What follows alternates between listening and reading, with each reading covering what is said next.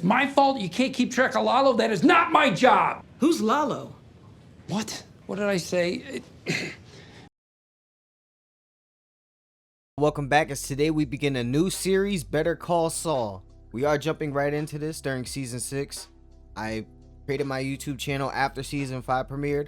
I have watched every episode of Breaking Bad when it was a new series. I watched every episode of Better Call Saul when it was a new series. So I know everything that's going on. The season 5 cliffhanger was, it just let us know that a monster was on the loose, and characters who we know aren't going to be in Breaking Bad, something has to happen to them in this season. If they don't die, at least they run away, something, I don't know. But as a Breaking Bad fan, I've got to say, I've never been more anticipated for a season of a show. Maybe Game of Thrones, the final season. That was the only show I was anticipating more than this, but it's here. So let's get into this. Before we begin, I do want to remind you that you can vote on what I watch, see full-length reactions, and get early YouTube edits on my Patreon through the link in the description. If not, just make sure you subscribe or leave a thumbs up on this video if you do enjoy it. Really helps my channel reach a wider audience, and I greatly appreciate it. But now, it's time for the show.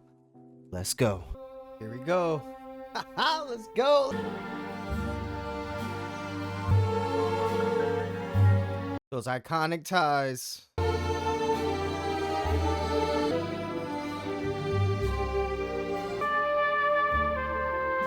That's Saul's home? Well, was. Yep, Saul Goodman.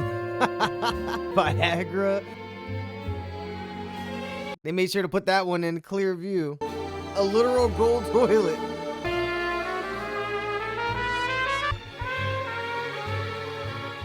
Saul Goodman and Associates? I don't remember that sign. Saul is in the trash can. A great metaphor.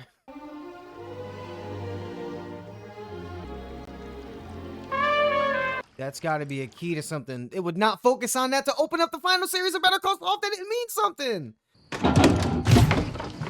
Oh my God, we're jumping right into it. Let's fucking go. Thank you, Vince Gilligan and Peter Gold. My favorite actor in this series for sure. It's actually a tie between Nacho and Kim. Everybody's gonna be on the lookout for you. That includes the federales. Is it done? Yeah, he's dead. I don't know who gave you that intel, but they're fucking lying to you. ¿Está bien? Sí, tuve un accidente. Perdón por la molestia. ¿Puedo pasar? Por supuesto. Of course, you're Salamanca in Salamanca territory, man. My home is your home. Qué gusto verlo. Le daría la mano, pero... Cabrón, yo nomás el hombre de la montaña. ¿Te pareces a...? Lalo just acting like he didn't just escape an elaborate death squad.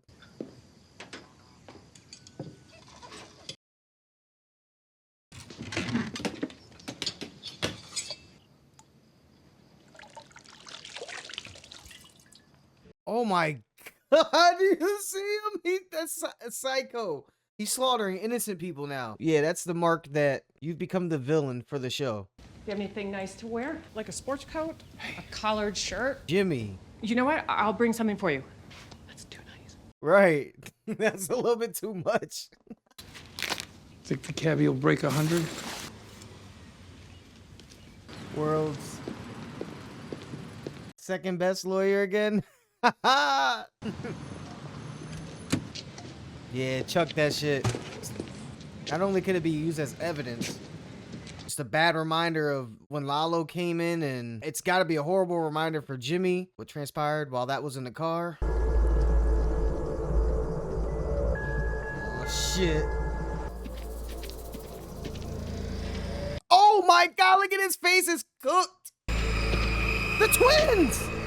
And we know they make it to Breaking Bad, so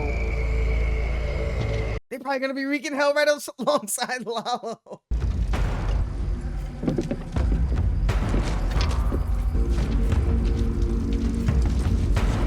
Just another display of their power. The police, probably, like they said, federales, all types of agencies are there, and they're just able to walk right through.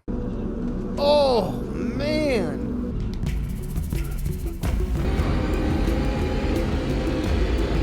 The only time I've seen either of the twins show emotion like that is when the one was in bed and he saw Walt.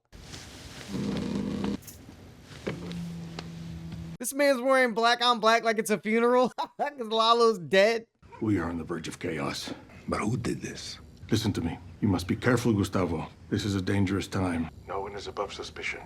It's so crazy how in Breaking Bad they suspected Gustavo, but in this series they're telling him, hey man, be on the lookout, someone's doing shit. I could go down there and get Varga, bring him home safe. There's ways to do it on the quiet. Mike looking out for his guys, as usual, leaving no man behind. Loyalty goes both ways. Varga's done everything you asked him, played a tough game. Is there more you wish to say? Those little conversations and just him offering it what he thinks is enough to change Gustavo's mind even a little bit. He did it in Breaking Bad. I remember he wanted to kill Walt, but because Jesse was like, you fucking kill Mr. White, we're gonna have a problem. And Gus tweaks it, like, stay the fuck away or I'll kill your family. And then Walt took that shit and... It's my fault you can't keep track of Lalo. That is not my job. Who's Lalo? What? What did I say? Preliminary in 6 weeks, as scheduled. Until then, I have clients who need me. Oh shit, he might have fucked up calling him Lalo. Oh, he might have fucked up. Nice threads. Thanks. The suit definitely helped. Oh, the suit was for the kid to use. Okay, I thought that was for Jimmy. Richie Rich says, hey, you want to drive my car? Tells him to pull over at a liquor store, robs the place. Rich kid's family. They're trying to dump the whole thing on my guy. That's such bullshit. If it's this guy's car and that guy is the one that was in there and actually robbed the place, how the fuck? Offense. Something eye-catching. By the courthouse. A cathedral of justice. Ooh. Inside of a mini mall. We start with Cliff, Maine. We're doing that? Aren't we? You think we shouldn't? Well, I didn't say that. She thought he would have been behind it 100%, and him showing just even a little bit of resistance is it's irking her.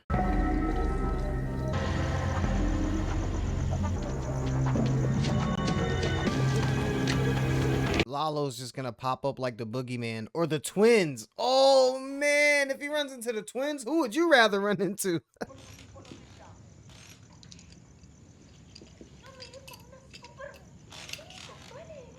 Arrangements have been made, just like Gus. Make sure this goes as smoothly as possible. No words are need to be said. Shit, got him a gun. Okay. Clean ass gun too. We're working on getting you out. It's gonna take a couple of days. What happens between now and then? Stay out of sight. Anyone comes through that door, you shoot. This could also just be a way of getting rid of Nacho. For 2 days, you know where his location is going to be. You can tie up that loose end. Because if Lalo catches him, he could be like, why the fuck did you do all this? Why did you betray me? Like, it was Gus. It was Gus Fring all along. It's too much of a risk. I can't see Gus letting him live. You build it too high, your marble's gonna run off the track. When it's finished, it'll work. May I please have some more lemonade? Please, Pop Pop. Pop Pop can't resist her asking for a cup of lemonade, no matter how many she's had. And she asked so politely.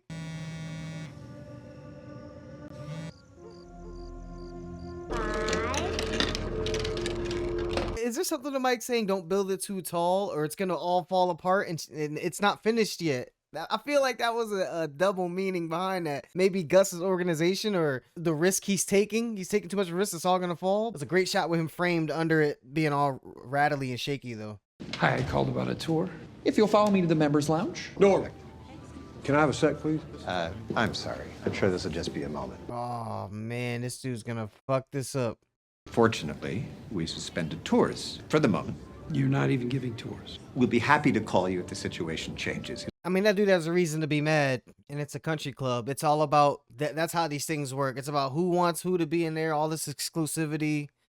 It's wall-to-wall mayonnaise in here. You know, listen, if you're going to be restricted, have the Mayonnaise. courage to... Let him know, Saul. About as Jewish as my Aunt Fanny. 1,000 years and it never ends. Here it is, violence. It always comes to this. Mr. Wachtel. Melodramatic. Gotta put on the show. He said wall-to-wall mayonnaise. Shit. This is the only time he's gonna be able to get in there. This is it. Does he have the code though? I don't remember if he ever figured it out. Better than last time. Hey, Hey. Tennessee, you hear something? Dude, you had to get butt-ass naked to do that? This can't be. Sure looks like it. Oh man, planting that coke was genius.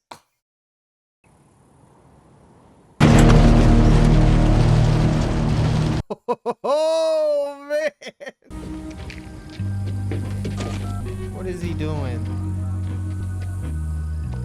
Everyone in this episode is just calling somebody, doing something on the fly without explaining it. Sigan pensando que estoy muerto, tío. Tío fue el pollero. Ese cobarde. Oh, so Lalo already knows it was Gus. ¿Tiene una idea? A ver. B, C, D. He's doing the chart over the phone. ¿Prueba? ¿Prueba es lo que quiere decir? No, tío, no. No hay ninguna prueba. Proof that Gus was behind this. Espérenme. Sí hay una prueba. Nacho. I changed my mind when you give me back my money. No refunds, asshole. Be nice. We're about to hear them get killed. And now there's going to be no one to take these poor people over the border. Lo siento, pero van a tener que encontrar otra manera de llegar al norte. He said he knew where it was and where to find it. The only way that works is if he knows where Nacho is, because that's the only proof I can think of.